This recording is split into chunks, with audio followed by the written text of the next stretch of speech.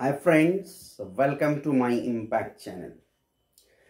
আজকে বলবো BA general first সেমিস্টারের যাদের হিস্ট্রি আছে তাদের উদ্দেশ্যে আমি অলরেডি একটা ভিডিও দিয়েছিলাম, ইন্ট্রোডাকশন অফ হিস্ট্রি, এবং প্রথম প্রশ্ন দিয়েছিলাম যে প্রাচীন ভারতের ইতিহাস রচনায় দেশীয় সাহিত্যের গুরুত্ব সম্পর্কে ভিডিও দিয়েছিলাম।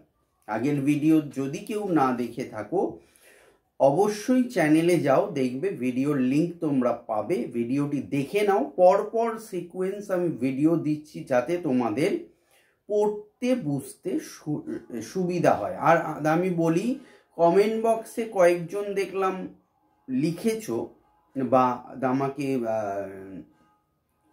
হোয়াটসঅ্যাপও করেছো যে স্যার এটা কি অনার্স পেপার। আমি বললাম, আমি তাদের উদ্দেশ্যে বলছি, এটা আমি বারবার বলে দিচ্ছি এবং ভিডিওর দেখবে আমি লিখেও দিচ্ছি নিচে যে বিএ জেনারেল ফার্স্ট সেমিস্টার,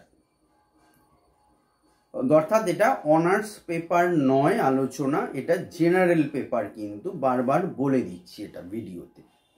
তো আজকে সেকেন্ড কোয়েশ্চেন নিয়ে আলোচনা করব বিস্তারিতভাবে 10 মার্কসের ওপর। ফার্স্ট সেমিস্টারের হিস্ট্রিতে যে 10 মার্কসের কোয়েশ্চেন আছে সেটা নিয়ে আজকে আলোচনা করব। সো ভিডিওতে যাওয়ার আগে প্রথমেই যেটা বলে থাকি, যারা চ্যানেলটি প্রথম দেখছো অবশ্যই চ্যানেলটি সাবস্ক্রাইব করে পাশের বেল আইকনটি প্রেস করে রেখো। আমাদের নিত্য নৈমিত্তিক video class 10, 11, 12 degree course, competitive এবং স্পোকেন ইংলিশের বিভিন্ন ভিডিও পেতে তোমরা অবশ্যই চ্যানেলটি সাবস্ক্রাইব করে নিও।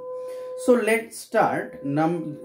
কোয়েশ্চেন নাম্বার 2, প্রাচীন ভারতের ইতিহাস রচনায় বিদেশি সাহিত্যের ভূমিকা কি, বা আলোচনা করো। প্রাচীন যুগ থেকে ভারতবর্ষের জ্ঞান বিজ্ঞান চর্চা, দর্শন, ধর্ম প্রভৃতির প্রতি আকৃষ্ট হয়ে বহু বিদেশি পর্যটক এদেশে এসেছিলেন। এটা আমরা জানি, প্রাচীন যুগ থেকেই আমরা দেখেছি যে ভারতবর্ষের জ্ঞান বিজ্ঞান চর্চা, দর্শন মানে ফিলোসফি এবং ধর্ম রিলিজিয়ান, এইসব সম্বন্ধে বা এইসব বিষয় আকৃষ্ট হয়ে বহু বিদেশি পর্যটকও ভারতবর্ষে এসেছিলেন। তার মধ্যে হিউয়েনসাং বলতে পারো, অলবিরুনি বলতে পারো, মেগাস্তিনিস বলতে পারো। তো এরা ছিলেন, আরো অনেক অনেক ব্যক্তি এসেছিলেন বিদেশি পর্যটক। তো তারা ফাহিয়ান এসেছিলেন। তো তারা ভারতবর্ষ ভ্রমণ করে নিজেদের অভিজ্ঞতার কথা লিখে গেছেন। বিদেশি পর্যটকদের এই সব বিবরণ প্রাচীন ভারতের ইতিহাস রচনার একটি উপাদান। অর্থাৎ এইসব বিদেশিরা যে এসেছেন এবং তারা প্রাচীন ভারত তৎকালীন অর্থনৈতিক, সামাজিক, রাজনৈতিক প্রেক্ষাপট কেমন ছিল সেই সম্বন্ধে বিস্তারিতভাবে যে আলোচনা করেছেন সেটা কিন্তু অবশ্যই আমাদের ইতিহাসের অন্যতম উপাদান ছিল বা আছে। বিদেশি পর্যটকদের বিবরণকে মূলত আমরা কতগুলি ভাগে ভাগ করতে পারি, যেমন গ্রিক বিবরণ, রোমান বিবরণ, চীনা লেখকদের বিবরণ যারা চীন থেকে এসেছিল, এবং আরবি পর্যটকদের বিবরণ। এই কয়েকটা ভাগে মানে 4টে ভাগে আমরা ভাগ করতে পারি। এবারে বলছে তো গ্রিক বিবরণ, অর্থাৎ গ্রিক ঐতিহাসিকদের বর্ণনা সম্বন্ধে সংক্ষেপে বলছি। পয়েন্টে লিখতে পারো গ্রিক ঐতিহাসিকদের বর্ণনা। ইতিহাসের জনক হেরোডোটাস কখনো ভারতবর্ষে আসেননি, কিন্তু তার ইতিহাসমালা ও পার্সি গ্রন্থ থেকে খ্রিস্টপূর্ব 5ম শতাব্দীর ভারতের ইতিহাসের কথা জানা যায়। উত্তর পশ্চিম ভারতের পারসিক আক্রমণের বিবরণ সংক্রান্ত তথ্য হেরোডোটাসের রচনা থেকে জানা যায়। আলেকজান্ডারের ভারত আক্রমণের সময়কালে তার সঙ্গী হিসেবে ভারতে এসেছিলেন নিয়ারকাস, এরিস্টোবুলাস প্রমুখ। এদের বর্ণনা থেকে ভারতবর্ষের সমকালীন ইতিহাসের আমরা চিত্র পেয়ে থাকি। এছাড়া ডায়োডোরাসের বিবলিওল থেকা হিস্টোরিকা গ্রন্থ থেকে প্লুটার্কের লেখা আলেকজান্ডারের জীবনী, জাস্টিনের লেখা এপিটোম প্রভৃতি থেকে খ্রিস্টপূর্ব 4th শতাব্দীর ভারতবর্ষের ইতিহাসের মূল্যবান বিবরণ পাওয়া যায়।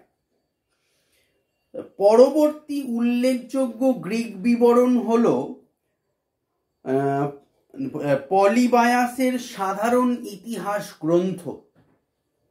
এছাড়া একজন অজ্ঞাতনামা গ্রিক নাবিকের লেখা ভেরি ইম্পর্টেন্ট বই, এটা একটা Periplus of the Erythraean Sea. এই গ্রন্থটি কে লিখেছেন সে সম্পর্কে নিশ্চিতভাবে এখনো বলা সম্ভব হয়নি, তবে এই গ্রন্থটি থেকে খ্রিস্টীয় 1ম শতাব্দীর ভারতীয় বন্দর, আমদানি রপ্তানি বাণিজ্য ও রোম ভারত বাণিজ্যের সুস্পষ্ট চিত্র আমরা পাই। টলেমির লেখা ভূগোল গ্রন্থ থেকে সমকালীন ভারতের অরণ্য, নদ নদী ও প্রাণীকুলের বিবরণ আমরা পেয়ে থাকি। এটা হলো গ্রিক ঐতিহাসিকদের বর্ণনা। পরের পয়েন্ট ছিল রোমান লেখকদের বর্ণনা।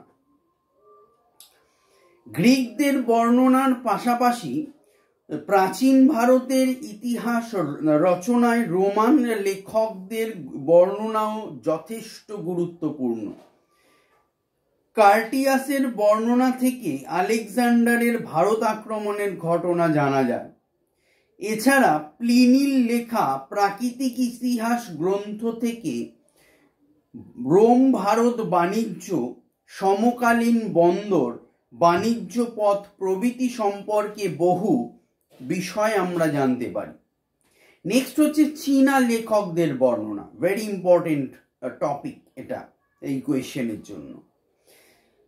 চীনা লেখকদের বর্ণনা হলো প্রাচীন ভারতের বিভিন্ন যুগে বহু চীনা পর্যটক ভারতে এসেছিলেন, যাদের বিবরণ ভারতের ইতিহাস রচনার গুরুত্বপূর্ণ উপাদান। যেটা বললাম, ফাহিয়েন গুপ্ত সম্রাট 2য় চন্দ্রগুপ্তের সময় ভারতবর্ষে আসেন। তার লেখা ফোকুওকি গ্রন্থ থেকে গুপ্ত যুগের তথা 2য় চন্দ্রগুপ্তের রাজত্বকালের বিভিন্ন দিক সম্বন্ধে আমরা জানতে পারি।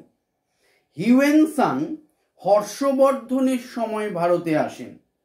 তার সিইউকি গ্রন্থ থেকে হর্ষবর্ধনের প্রশাসন, ধর্ম, বাণিজ্য এবং উত্তর ভারতের রাজনৈতিক অবস্থার কথা জানা যায়। তেমনি ইসিংয়ের রচনা থেকে গুপ্তদের আদিবাসস্থান সংক্রান্ত ধারণা পাওয়া যায়। এছাড়া তিব্বতের ঐতিহাসিক লামা তারানাথের বিবরণ থেকে ভারতে বৌদ্ধ ধর্মের বিস্তার সংক্রান্ত বহু তথ্য মেলে। নেক্সট হচ্ছে নেক্সট অ্যান্ড লাস্ট পয়েন্ট এই প্রশ্নের, আরবের লেখকদের বর্ণনা। উত্তর ভারতে মুসলমানদের জয়লাভের কাহিনী জানার জন্য সুলেমান, আল-বিরুনি প্রমুখ আরব লেখকদের বিবরণের সাহায্য নিতে হয়। সুলেমান পাল রাজা দেবপালের সময়ে ভারতে আসেন এবং পাল রাজা মহিপালের সময়ে আল মাসুদি ভারত ভ্রমণে এসেছিলেন।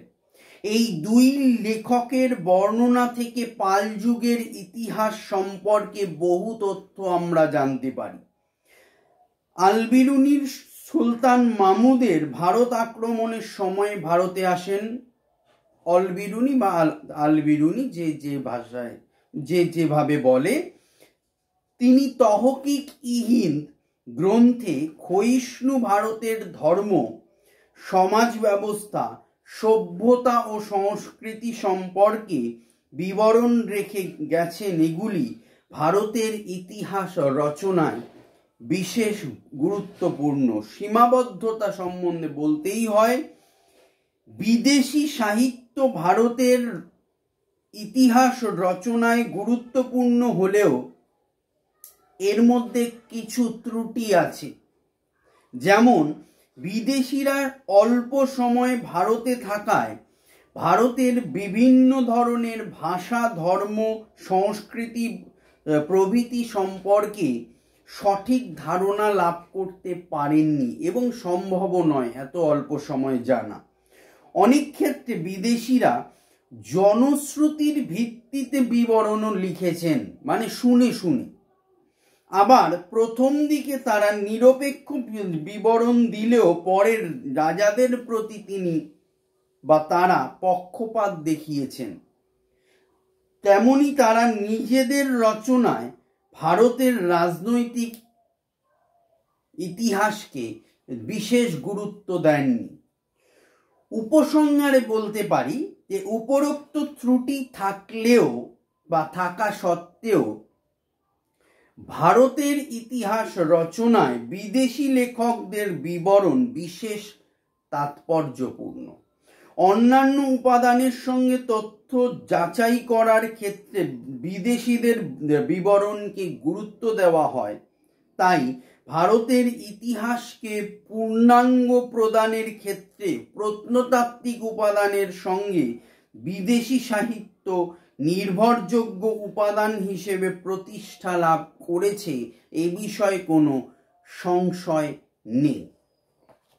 সো এই হলো আজকের 10 নম্বরের বিস্তারিত প্রশ্ন আলোচনা করলাম। এবারে একটা বলবো, আজকে কিছু শর্ট কোয়েশ্চেন আলোচনা করে দিচ্ছি। এটা 2 নম্বরের প্রশ্ন, শর্ট কোয়েশ্চেনগুলো 2 নম্বরে।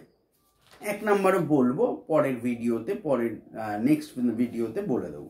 আগে 2 নম্বরের কোয়েশ্চেনগুলো কয়েকটা বলে দিচ্ছি, বেশ কয়েকটা, যে কটা হচ্ছে ভিডিওতে। নাম্বার 1, কোন বিদেশি লিপি থেকে ভারতের ইতিহাস জানা যায়? আনসার, এশিয়া মাইনরে প্রাপ্ত বোঘোজকই লিপি, নক্স ই রুস্তম লিপি, ন কয় হসন্ত দন্তেশ লিপি এবং তেল এল আমারনা লিপি থেকে প্রাচীন ভারতের ইতিহাস, বিশেষত আর্যদের ইতিহাস আমরা জানতে পারি। কোয়েশ্চেন নাম্বার 2, আইহোল প্রশস্তি কি? আনসার, চালুক্য রাজা দ্বিতীয় পুলকেশীর সভাকবি রবিকীর্তি আইহোল প্রশস্তি রচনা করেন। এই লিপি থেকে দ্বিতীয় পুলকেশীর দিগ্বিজয়, উত্তর ভারত অভিযান প্রভৃতি ঘটনার কথা আমরা জানতে পারি। নাম্বার 3, নাসিক প্রশস্তির গুরুত্ব কি?